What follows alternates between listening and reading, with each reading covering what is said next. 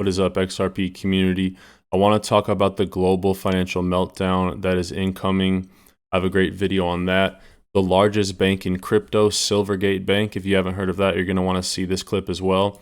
And then a great clip from U.S. Treasurer, who now is on the board of director at Ripple, Rosie Rios. I do a $5 XRP giveaway every video, so make sure you guys like the video, subscribe, and comment anything in the comments, and always check tomorrow's video for the winners.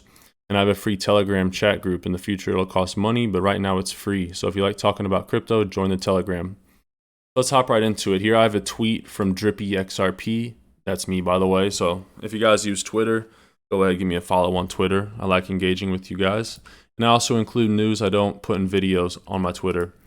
Talked about this in a previous video. Ripple's on-demand liquidity tech, which is what utilizes XRP, now being used in 40 markets, and it represents around 90% of the FX market that sees a daily volume of roughly $6 trillion. Let that sink in. And this is without regulatory clarity. So you can see these numbers and speculate, if you'd like, on what these numbers could be with regulatory clarity. And look at the hypocrisy of the SEC. SEC must be the most useless agency in the world. Here, in a document from the lawsuit, it says verbatim, the SEC employees are not authorized to provide to third parties any legal advice or opinion regarding the application of the security laws to offer and sale of any digital asset. Hey, wait, what a minute?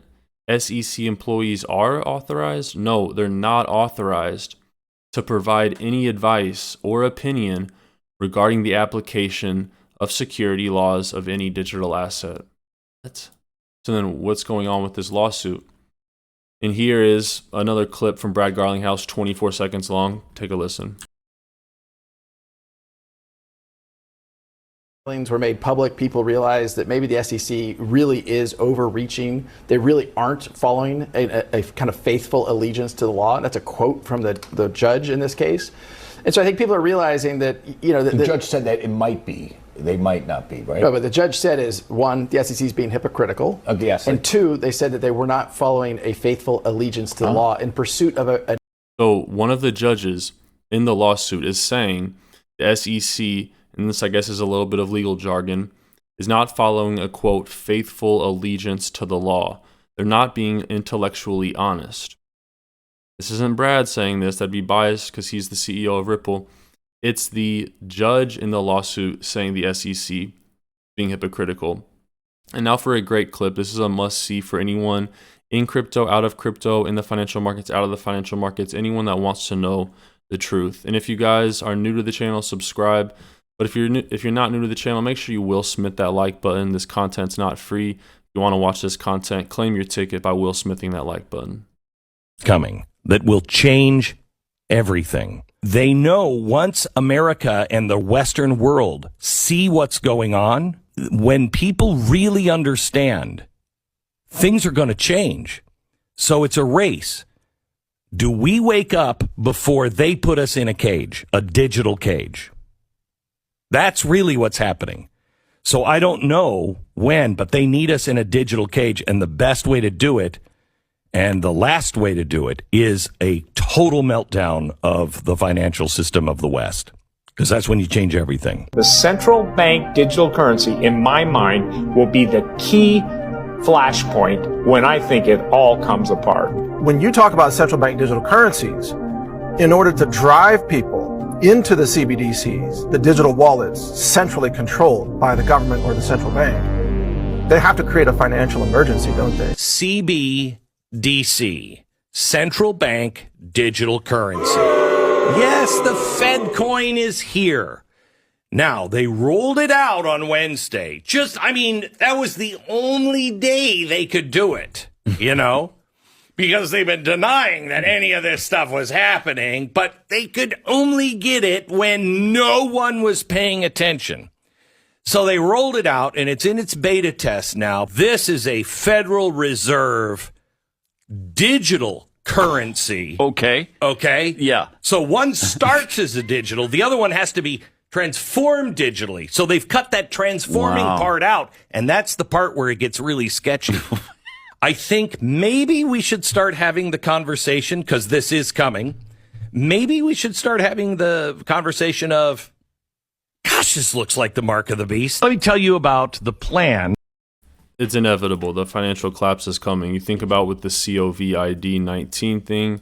I can't say it on YouTube because they are Marxists with that, but that whole situation, every major economic power starts printing money like crazy. And I think it's because the 2008 financial crisis was never fixed. Banks were bailed out. We kicked the can down the road, and you only can do that for so long. We had a great stock market for the past 15 years, but it can't go up forever. And now we're facing the problem that was created long before 2008, but that was just put a Band-Aid over in 2008. And oh, what do you know? This COVID-19 thing comes. We have to shut down businesses. People can't go out and spend money. And the economy is now at a point where it can collapse perfectly, the perfect storm. And then from that, the phoenix can be born of CBDCs, which are probably most likely just to control us. I'm going to save this Rosie Rios clip for another time because I think this one's more important. The largest crypto bank in the world, Silvergate. Take a listen. Huge red flag. If you're in crypto, you need to listen to this because Silvergate Bank is down 40% today. This is the biggest crypto bank in the United States. Here are some of their customers. They literally work with 1,600 of the world's largest crypto miners, exchanges, and custodians that use them to deposit and transfer billions of dollars each month.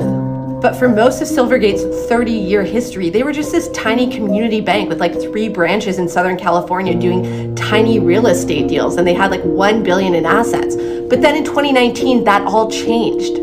They decided to get into crypto, and by 2020, they had $2 billion in assets, and then in 2021, it surged to $10 billion, and then last year in 2022, it went to $16 billion. And like every company that's hot, they decided to do an IPO. So they IPO'd at $12 in 2019. Stock went on this insane run to $200, and now it's back down to $12. Okay, so triggered by the FTX collapse, there's now been a bank run on Silvergate. Over $8.1 billion has been pulled out of the bank as there's been a complete loss in confidence. So now there's only $3.8 billion left in this bank, and it just came out that $150 million of that is held by customers that have declared bankruptcy. Many of its customers were over-leveraged, firms that were gambling that the price of crypto wouldn't fall. Now to quickly raise cash and fix their balance sheet. So that's the gist of it. Silvergate, a bank that was basically irrelevant, had no assets. In the past 2-year bull run, decides to accept digital assets and digital customers, gets $2 billion in assets, and now they're a little bit in trouble. If you guys are still watching, comment digital future below. Every digital future comment I see, you're one of my loyal supporters. You watch the video till the end. Make sure you like, comment, subscribe to be eligible for the giveaway, and join the Telegram while it's free. Links in the video description below. But hey, most importantly, if you guys actually use Twitter, give me a follow on Twitter. Tweet at me. You find good stories. Want me to talk about something? Let me know via Twitter. God bless you guys. Until next time.